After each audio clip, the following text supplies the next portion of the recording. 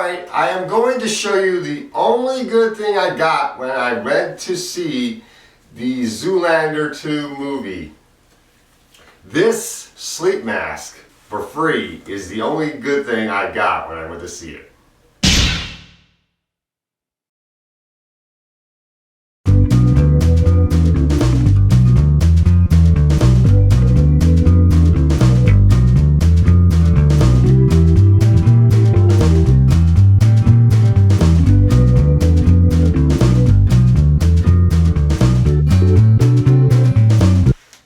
Zoolander 2, directed, partially written, and starring Ben Stiller, that man that was Derek Zoolander in Zoolander 1. And this sleep mask is the freebie I got when I went to see Zoolander 2. It is the only good thing I got when I went to see Zoolander 2, because this movie is not very good. It's not a very good sequel, which is a big disappointment because I liked the first Zoolander. I found it to be very funny. It's great satire on the modeling profession. The movie stars Ben Stiller as Derek Zoolander. He is a male model that won the Male Model of the Year 3 times in a row, but he loses in the first movie to Owen Wilson's character Hansel, who is his rival. He gets brainwashed by Will Ferrell's character Mugatu to kill the leader of Malaysia, and it is a hilarious film. The movie is very funny. Ben Stiller and Owen Wilson have great comedic chemistry.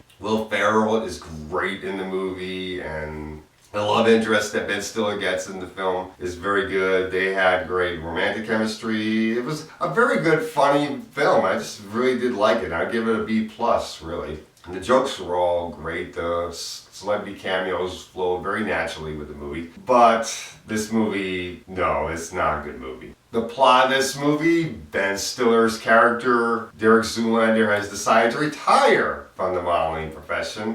His reading center that he built got destroyed because it wasn't built very well. It killed his wife, so he has become a hermit, or hermit crab as he likes to call it. He loses custody to his son to an orphanage, so he's all depressed and pretty much feeling sorry for himself. Hansel, Owen Wilson's character, has also decided to retire. He has gone into the desert and is meditating because his face is scarred from the destruction of the reading center. But Billy Zane decides to visit both Derek Zoolander and Hansel and get them to come back into the modeling profession. When Derek Zoolander decides to come back, he wants to get custody back of his son and win back his son's approval. Meanwhile, Penelope Cruz's character, Valentina, an Interpol agent, a very hot Interpol agent, is trying to solve this mystery. Apparently, there are young male celebrities getting killed, like Justin Bieber. He gets killed within the first 5 minutes of the movie. And when they die, they give off one of Derek Zoolander's signature looks, blue steel. And Valentina is trying to find the connection between these male celebrities getting killed with this look on their face and Derek Zoolander. What is the connection between these male celebrities giving off this look and Derek Zoolander? She wants to find out. But of course, it is Will Ferrell's character Mugatu who is behind the whole thing, which is really not much of a spoiler. And that is pretty much the movie. And it's really not that good. So what are the problems with this movie? Well, the comedic chemistry between Derek Zoolander and Hansel is not as good as it was in the first movie. The jokes are not very funny. Some of the jokes are rehashed from the first movie, and they're not done very well when they're rehashed. There are jokes that could be considered to be offensive. One of the jokes is about Benedict Cumberbatch's character all being a transgender model, and you don't know whether he's male or female. And that could be considered to be offensive. There are jokes about fat people in this movie which could be considered to be offensive, and that's not very funny. And the movie itself is just not very good. The ghost of Ben Stiller's wife appears a couple of times, and that's not very funny either.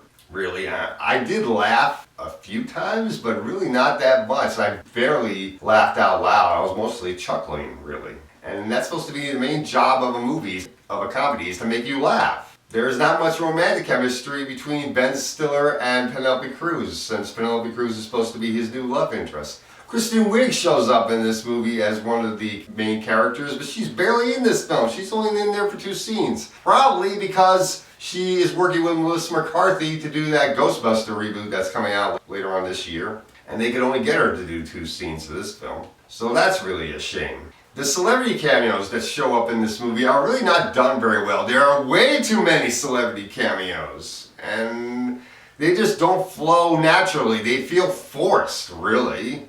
It is just not a very good movie. So I say don't see this movie. I give this movie a D. It is a terrible film. Go see Deadpool. That movie is awesome. It's probably the only good movie that came out this week. That's all I gotta say for Zoolander.